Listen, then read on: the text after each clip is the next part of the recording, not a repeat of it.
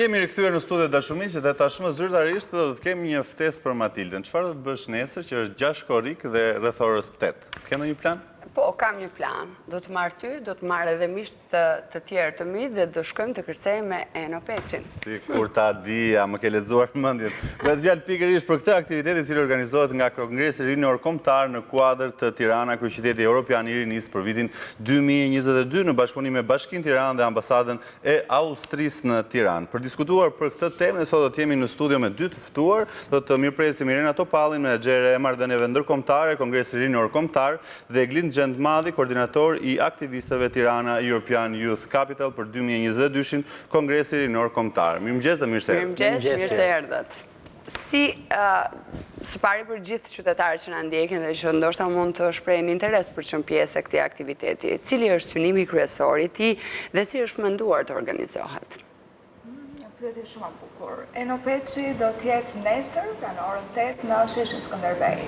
Në një event do të thoja të zakonshëm për të, duke ditur që është një ndër balerinat ndoshta më të mirë që kemi, në moshë rinore gjithashtu, dhe të gjithë janë të ftuar të bashkohen në sheshin Skënderbej, të mos vinë vetëm, sepse do kërcejmë vals me Eno Peçin.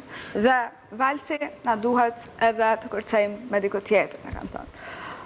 Pse? Sepse Tirana, kryeqyteti evropian i rinisë, nuk është në fakt vetëm viti për t'ja dedikuar të rinjve që janë brenda Shqipërisë, por edhe të rinjve që janë jashtë. Përmes kësaj, në bashkëpunim me ambasadën austriake, i është dhënë fokus në këtë fazë kulturës, artit, baletit dhe të rinjve të cilët kanë shkëlqyer nëpër Europë.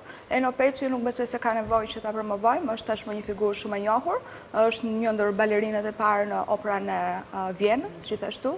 Dhe pse jo, tu sjellim dhe të rinjve tanë këtu mundësinë për të parë talentet dhe ata që vërtet përmes aftësive të tyre dhe talentit kanë ecur nëpër Europë. Dhe pikërisht për të kuptuar pak edhe agjendën e Eno Peçi, duke qenë se është temase e angazhuar në vendin ku jeton, si e mirëpriti ftesën? Pra, gjeti hapësirë, si ishte përgjigjja e tij kur mori një ftesë pikërisht nga të rinjtë e Tiranës? Në fakt kishte një bashkëpunim që në fillimet e veta kishte miratimin e secilës palë, edhe duke qenë se ky është një bashkëpunim me ambasadën e Austrisë dhe pastaj Kongresin Ndërkombëtar, Bashkia e Tiranës, u bën gjithë bashkë për të ndodhur ky event që do të jetë nesër në orën 8, kështu që ftesa ishte e mirëpritur edhe ishte një bashkëpunim për ta organizuar së bashku gjithë eventin. Megjithatë, ne përmendëm edhe teksa prezantuam këtë aktivitet.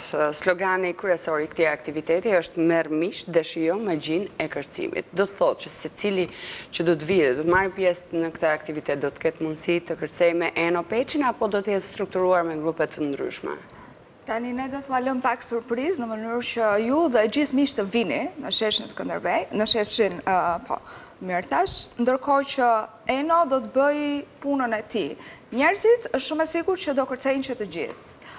Nëse Eno do ketë kohë për të kërcyer me gjithë ne, këtë do ta shohim kur të jemi aty, sepse radha mendoj që bëhet e madhe. Për biletën e parë që të bëhet e gjatë tashmë, por që të gjithë do kërcejmë vals në shesh, kjo është pak por e sigurt. Po për të kuptuar pak ndoshta edhe target grupin i cili i referohet, përveç se bëhet fjalë për të rinjtë, ne mund të marrim me vete edhe mund të vim edhe me gjyshen, mund të vim edhe me mamin. Ftesa është e hapur. Ftesa është e hapur për të gjithë, pra për çdo që do të vinë në aktivitet do të ketë vals. Po.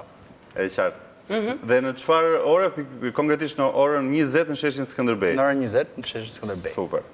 Dhe kjo është në kuadër të Tiranës kryeqytet, sa shumë aktivitete kemi, po e sqarojmë pak edhe çështjen e partneritetit, se thamë që do të jetë ambasada austriake, sigurisht që ka edhe një sër mbështetjesh tjera, apo jo? Atëherë, llojet e eventeve që Kongresi Rinor Kombëtar organizon këtë vit janë nga më të ndryshmet. Një nga partneritetet, le të themi, është edhe ky partneritet me ambasadën austriake, që nuk do të jetë eventi vetëm i këtij viti, për sa i përket bashkëpunimit ton me ambasadën. Evente të tilla po ashtu ne organizojmë me ambasade të tjera, me partnerë të tjerë të huaj, me partnerë strategjik, brenda apo jashtë vendit qofshin ato. Natyrisht që për të bërë bashkë dhe për të sjellë një event edhe në një vend publik, bashkëpunëtor këtu është sigurisht edhe Bashkia e Tiranës, duke qenë pjesë e titullit Tirana, kryeqyteti evropian i rinisë, por në këtë rast këta janë partnerët kryesorë pra që bëjnë të mundur eventin e ditës së nesërme.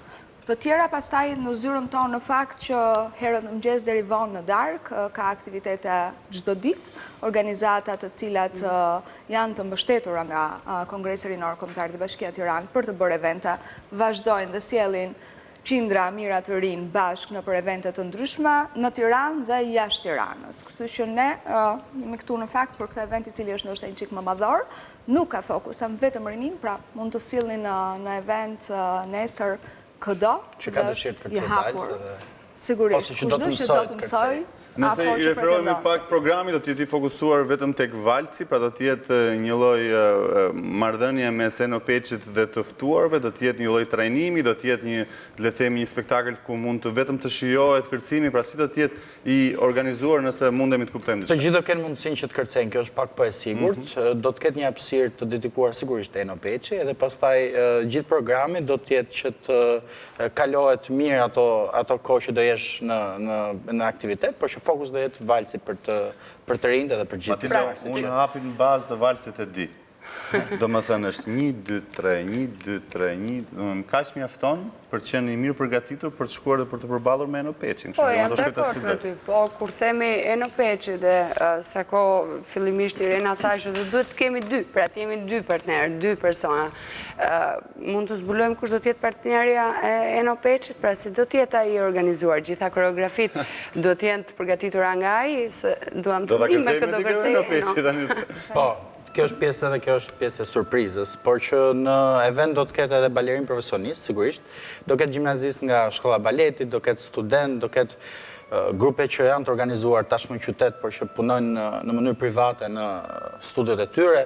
Kështu që ftesa do të jetë për gjithë, do kemi sigurisht profesionistë që do të ndihmojnë, se Eno ndoshta nuk e del dot me gjithë sheshi Skënderbej që ti trajnoj gjithë, kështu që do kemi, le të themi, grupet ndryshme që do të ndihmojnë në realizimin e këtij eventi. Pra nesër në datën 6 korrik në orën 20 në sheshin Skënderbej. Merr dikë me vete dhe së bashku me shoqërinë e profesionistit dhe që na bën të ndjehemi krenarën çdo herë që përmendet emri I Eno Peçit, do të keni mundësi jo vetëm të mësoni, por edhe të kërceni vals. Kështu që mos e humbisni si ftesë. Ku ka më bukur në fakt, mbyllësh mbrëmjen, po themi ditën, një ditë ngarkuar në temperaturat të larta me tingu I valsi as nuk të lodhe, se është shumë I qetë, shumë fantastik. Faleminderit shumë që ishit me në studio. Shumë faleminderit. Për ftesën dhe ju presim nesër. Patjetër. Mirë, tani do të ndalemi në një tjetër moment, do të ndjekim një intervistë të Xhelal Mziu të marrë nga gazetarja Gerta Gixhari, teksa Xhelal Mziu flet për familjen e tij, si u njoh me bashkëshorte nga Korça, si është ai baba I 3 fëmijëve, si gjysh I 2 mbesave dhe tregon mënyrën se si ka arritur deri tani në pozicionin që mban si deputet në Kuvendin e Shqipërisë.